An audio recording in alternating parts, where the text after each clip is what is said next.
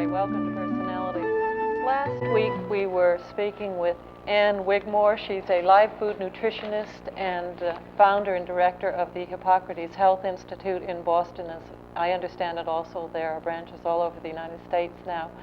She's a minister too, and she really takes in the total human being as far as returning them to a state of mental and physical health. She's about to leave for India on a not a world tour, she's just been on a world tour for a 3-month stay working in hospitals, and I want to talk to her about that. Let's first mention your books. Right. Ann Wigmore, Why Suffer? Could you briefly tell us? Well, this is the first book I written about 12 years ago, and after discovering the wheatgrass and explaining, what it means to have a mission to perform, in the health field. It explains all about it, how I was prepared when I was very young to come in to this country and do this work. It's your biography. Yes. And your search for a solution to your own health problems, Yes. and then the establishment of a ministry and a health institute. Right. Be your own doctor. Well, be your own doctor is actually, at this time, seemingly a very important step to take, learning how to take care of your body so it become less expensive to keep healthy. And the Institute teaches completely how to do your own, grow your food, and how to become aware of your own needs. And if you have a problem, it comes from within. You don't have to blame anybody else for it because you brought it on yourself.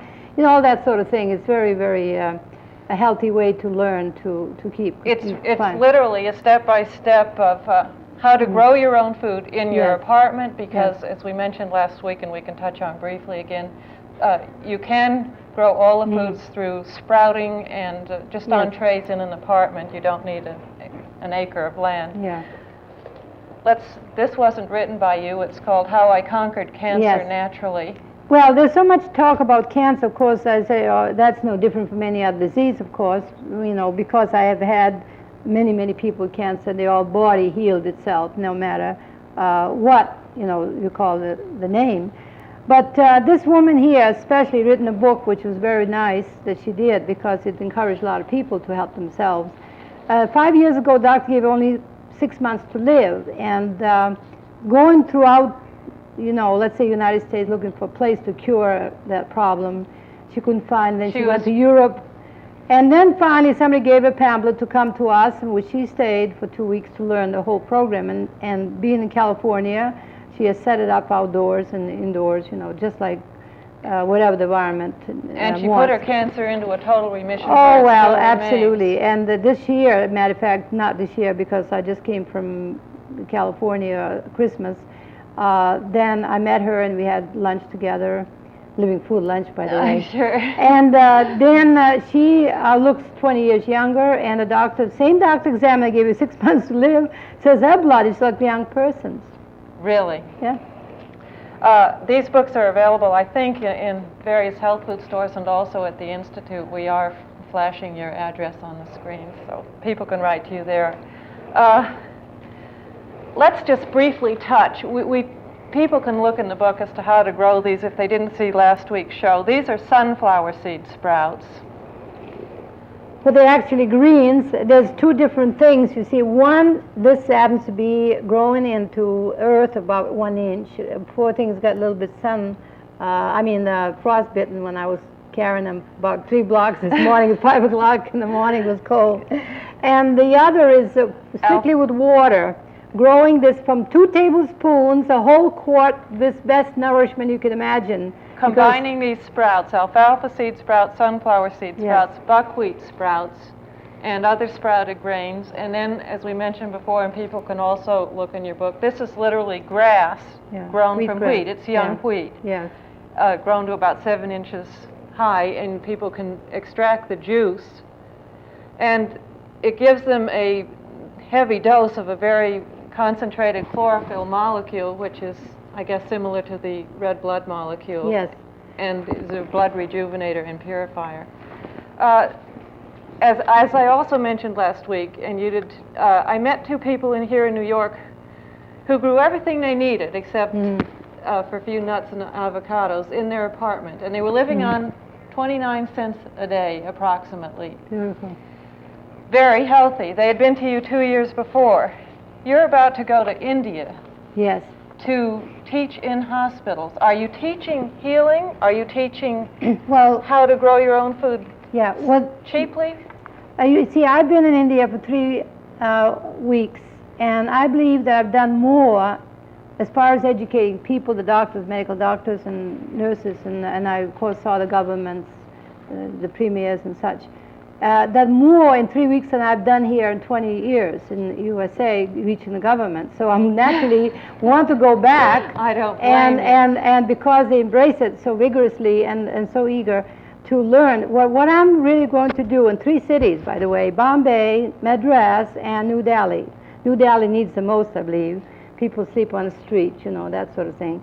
Well, they're going to be a clinically test made in 1 month each, these cities, that doctors and nurses and the clinics will work together, and with these they call patients, I call them guests, you know, at the Institute, and they will see the progress is made in a matter of weeks with problems of, you know, various kinds, sickness. So that is very great desire of mine, because it has been for many years, but it's very costly here. To do and this. also slightly, I guess, unattainable because Yes, the yes. hospitals are so rigid. Yes, right. And so this is going to, I know, will encourage, after this scientifically proven in the laboratories, will be coming USA more likely, or naturally in other countries. Like many other things that have Yes, to hop across so the ocean and then return. unfortunately, I mean, that's what happens, and well, I'm very, very happy. I don't care what happens, how, but naturally, I'm very eager to get the truth out to people, because sickness to me is unnatural, and if a person learns how to take care of the body, there's no need for it.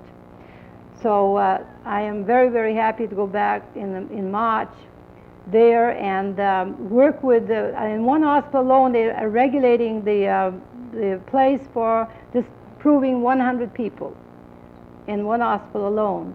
So then I'll have to teach everything that the staff, how to take care of these people. Well, you're not only teaching them how to heal themselves with India's famine problem. Yes. You're also teaching them how to actually survive and eat, I guess. This is the most beautiful thing, because when I see people cooking the seeds and actually need twice as much, 3 times more of the seed, you know, let's say you cook it, than it would be when you sprout. Just look, Yes. 2 tablespoons of seed, make it into a huge 1-quart jar of nourishment. This is nourishment. This is not just food filling up a stomach, because the sprouts are live and has all kinds of enzymes and all kinds of vitamins in it, and it's actually energy. And that's why we have not quite ready for this wonderful, let's say, nature's way to nourish our bodies as a fuel, so we give plenty energy to do the things we need to do. But Indian, because of the famine, as you say, well, they are embracing this idea. The government itself. Oh, yes, the government is very, very excited, and I stayed at one of the governor's Madras mansion for a week, and I taught the staff there, and every way I went, this was the thing they wanted. Why do you suppose the American medical, or even the standard nutritionists are so not even anti, they're just so unaccepting and unwilling to experiment and give a new philosophy or approach a chance? Well, I believe that any kind of system, no matter what it is, of a long time learning it, it's very difficult. I think I understand, and I lovingly bless them for, you know, for let's say, for this problem that they're facing, that they have to embrace something so simple after study of many years. So I can understand their predicament. But we have medical doctors here in the USA, and many even nutritionists, and also teachers teaching in school the children now. And so I'm very, very fortunate in that. You do have Yes, very people many. backing you. Yes. in the medical profession. Definitely. I don't know where to begin, and I want to, before the end, get to your biography. Can you describe the Hippocrates Health Institute? Can anybody come there? Yes. Well, what is coming now there is mostly people to learn. They have problems, of course. Body doesn't have problems seemingly By now. By problems, you mean health problems? Every problem imaginable, especially about 60% cancer people come. And the people from all over the world coming now, and they come to learn for the first time how to care the body, and also how to reduce cost of living, which they're very disturbed about, the cost, going up and yes, up. Yes, everybody. And then again, we had this just emergency. We had this week in Boston where the trucks couldn't get through, because and the stores were completely being emptied. So we had lines and lines of waiting outside, and we didn't have to worry about it because we had plenty seeds. From wheat alone, I can make 8 different things from wheat alone. So there was no problem. We didn't have to go out at all out of the house in this we call emergency storms. And this is another thing that's very, very valuable. You can be self-contained, self-sufficient. Yes, right. Eating raw foods, not cooked. Wheat baked into bread is nothing compared with wheat raw and made into fermented sauces and we make sprouted and. I make, by the way, a live bread. I have a jar that has both ends open, and I put sprouts after soaking the wheat in, and it melts together, and then I push it through, and I cut it, slice it, make sandwiches out of it, not cooked at all. You let it dry? No, just live as it is. You don't have dry because it's live, it's not dry. Just cut it and slice because it's all matted together, sprouted, and it becomes like bread. So I could go on to tell you the things they could make from wheat, just wheat alone. So a variety of things you can make from seeds is just unbelievable. And as we mentioned in the last show, you can combine these, and just in themselves being alive, they furnish complete proteins. For people who might not have seen the show last week, you do not believe in cures. You believe that disease is all based on a toxicity of the body due to what? And deficiency. Cooked foods? Deficiency because of cooked foods that are natured, and they do not have the elements which is necessary for the body. The earth has certain elements that the body needs, and it has to come through the food, seeds, and naturally fruit and vegetables and such, without doing anything to it. And then it keeps in good balance, so that and the health is there. If you restore the body, and you purify the body, it will in itself regulate itself and heal any disease? Absolutely, because it's a natural thing for the body to heal itself. Now, you mentioned a lot of people with cancer come to the Institute in various stages. Doesn't make a difference, only that when they're very bad, we don't take too many very sick people because we teach them. If they were in bed, they would not be learning, you see. There's a difference. I used to take many of them in bed, but now I don't. Because the main object, there's such a great demand to teach people. We teach even, we call practitioners now, 3-month training we give them, and wish we have nothing but that because this demand is so great. That if the person is in bed, they will not be able to learn. So even if they get themselves better through this we call therapy, it won't do them any good because they'll go home and they'll do the same thing as they did before. They will have the same problem because what they've been doing has caused their problem, and they have to eliminate it. Well, now you get people with cancers. What do you do when they come? Well, first of all, they just merely ask them a few questions what they eat, so we get some idea what it's coming from, the cancer, let's say. We're not always sure, naturally. That doesn't make a difference. Generally, they don't have only cancer. They may have 7, 8 other diseases, because body doesn't get just one thing. So naturally, the main thing is assuring them that they can be their own doctor. They can help themselves to health so the body can heal itself. Can you actually reverse? Absolutely. Edie May's case. Absolutely, because there's no any reason why the body does not respond. The body responds immediately when you're given a chance, because the body is a natural state to be healthy. It's made that way. Have you seen many cancers cured? Well, I say, you know, like the word cure, but the body, I have continuously on my travels, people come to me and they'll say, I had cancer 4 years ago. The doctor's given up to live so many months or years, whatever, and I'm perfect health now. That comes continuously to me, continuously. Not only cancer, but many other diseases. Many other diseases. Oh, yes. Oh, definitely. Where did you find this knowledge? Can you describe? Well, You were born in Lithuania. you see, knowledge, like everything else, comes when you desire it. First, number one, you have to have some need for it, which was my own needs. I was falling apart when I was 50. That was almost 20 years ago. And I had arthritis. I had all kinds of problems. At 28 years, I had a migraine headache. And naturally, I had to get myself healthy because no treatment helped me. No, absolutely no treatment helped me. I was getting worse as I would go to hospitals, getting, you know, drugs and such. So when I got better, I couldn't help retaining this knowledge, so I developed this program and helping people because that's a natural state for me to want to share. But you were born in Lithuania. Your grandmother was what we call a nature doctor, Yes. almost. You were raised by her as a sickly child. You came to the United States, Yes. had a rather difficult Because time, and then married, and you were a Boston housewife for many years, I right? was 28 years because I had to fulfill my, let's say, role, whatever I was doing then, 28 years. And when that happened, my child grew up, then I knew, from the very beginning I knew I had to do this. But I did not go into it because I had to learn lessons, many lessons I learned. But during the First World War, I was in a war, you see, and I saw the sickness, I saw the suffering, tremendous suffering, and it caused me to want to help others. That was my natural instinct.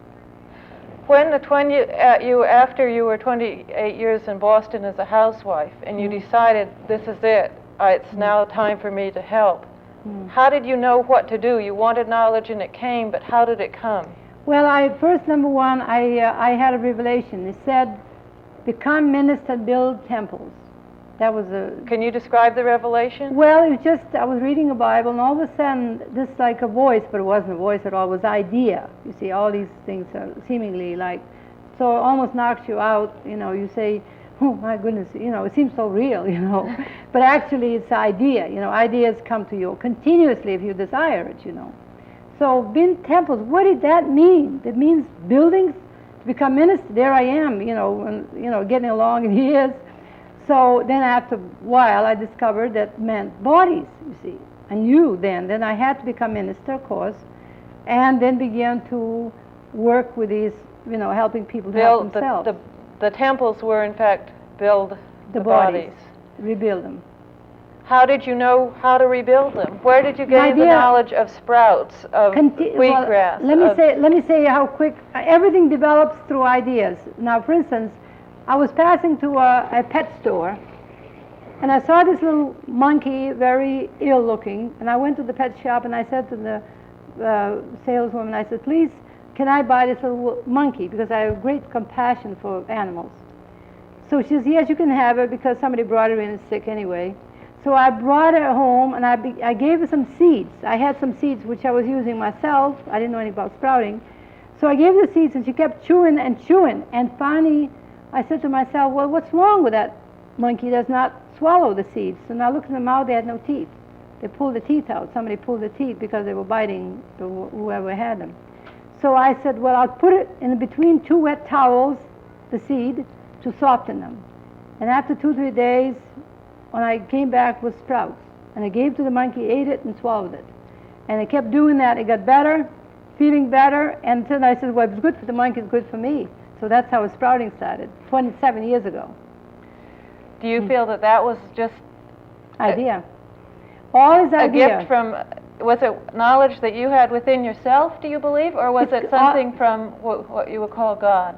Yes, I call Creator because everything comes when you desire, especially when you have a feeling to want to help, whether animal, whether human being, what doesn't matter. When you have a feeling that, well, then you develop these things. They keep coming to you. Everything comes to me, you know, what to do. Within your own mind? Yes. Or from other sources? Well, do people some come to you? Some come through the people, some come through your own mind, and everything develops the right thing to do. I experience that continuously. Up to now, I have so many ideas, I don't know what to do with them. Do you feel that everyone's put on this earth for a purpose? Absolutely. If you do not perform this purpose, then you might as well be recycled. Well, indeed, we're all recycled anyway, aren't we? No, but not so soon. You see, if you do do purpose, and then I also believe that one does not need to die very foolishly in the 70s or 80s, because your body self-heals, self-regulated, self-cleansing mechanism. Why should you die when you're 60 or 70 or 80? Because the fact that you disobey the laws of nature, and of course you degenerate, you know, your body. But isn't there a natural law of decline or diminishing returns, because a horse lives on grass and he dies at 25? Yeah, but you see, the whole problem is that more likely the human being is a little different from animals. I think human being is but we have a built-in you have a entirely different set of mind, intuition, and the freedom, of course. That's why human beings get so much trouble, and because they have free will. But actually, we are facing now new age. We are new age, and through this living food, through this change of body, this could be possible. Make it possible. You think people can live? What is a long time? Long time. Because actually they waste if they're good, you know, take care of them, whatever's supposed to do, I mean, fulfill their place, whatever their plan is by the Creator to do. Like now, you're given the truth, while you are filling the place in this very wonderful way. So everybody has a faith. If you rebel against it, say, I'm not going to do it because I want to go out, you know, out in the sun there, and the beach, someplace in California, whatever. You see, you'll be shirking your duty, don't you see? So therefore, you are not fulfilling. So this is only example. So you think that those people might, God or the Creator might just say, oh, they aren't doing anything? They'd be unhappy anyway. They wouldn't live as long, because when you do something, when you're working, when you're serving, when you're helping, is when you are happy. They would be miserable because they have nothing but themselves to care for. That's all. Well, not to pursue this too far, but you get a politician who's been utterly ruthless and he lives to a ripe old age of, say, 90. Then you get someone like Dr. Tom Dooley, who went off to Vietnam and helped establish hospitals, and he dies of cancer in I believe his 30s. Well, let me say this, because I know that perhaps you people, whoever on a television, do not believe in reincarnation, cause and effect, but I believe in it. There is a reason for it. There's nothing without reason, my dear, because that person more likely had to pay that for previous reincarnation. What makes you believe in reincarnation? Well, I can't help it, because the fact, I feel that anything I do it to myself, because I've proven that over and over again.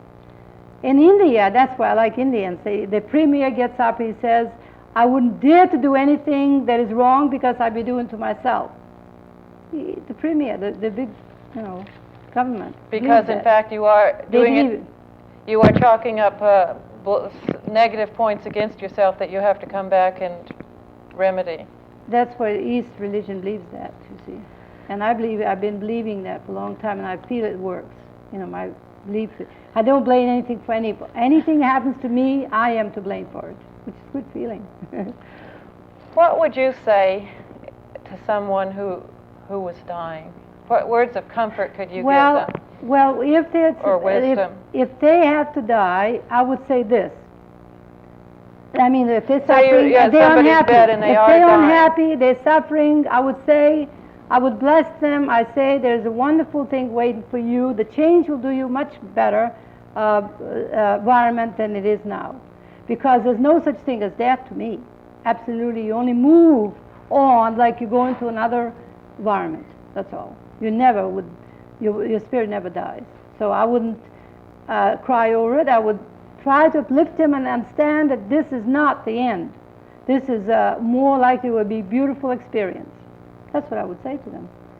And I certainly don't think death is such a terrible thing. Anyway, if they're ready to go, and that's fine. And I think that's what I like about India. That's what they embrace, that sort of philosophy. What would you say to a person who says that people need religion because life is very empty, so that you have to fill the void with religion? Well, religion and spirituality is two things. Religion means a poem, but spirituality means growth. Now, one must grow. You see, in nature, you see things grow, you see things develop, you see things become beautiful, flower, plant, all growing, isn't it? And how can we stop from growing? So that's what religion really, spirituality means. You grow, you become more perfect, you become more understanding, more loving, more kindly, more, let's say, able to help others or understanding whatever it is. That's growth. That's religion, I would say to you, but to me it's nothing but natural state. Did you always have a very strong faith? Yes, I had to have it because I was always against, if you read Why Suffer, you understand why I say I was always in some sort of predicament. Thank goodness, because I learned to stand on my own feet, number one. Number two, I had to depend upon the Creator for guidance, and I always asked for guidance, and I never was disappointed once, never. And no matter what happened to me, always handle it right, always solve the problem. I never saw a problem that I could not solve, never, once. When something came, or something devastating, maybe not to you but to someone else, would come to them, do you think that that is really coming for their own good? Yes, if they can only recognize and become aware that that's a lesson they have to learn. Through that particular overcoming, they have to learn to become stronger, to become more understanding and so forth. It's a good thing. Everything is good. Thank you for being our guest today. We've been talking to Ann Wigmore of the Hippocrates Health Institute in Boston. I'm Jessie Gray. Have a good week.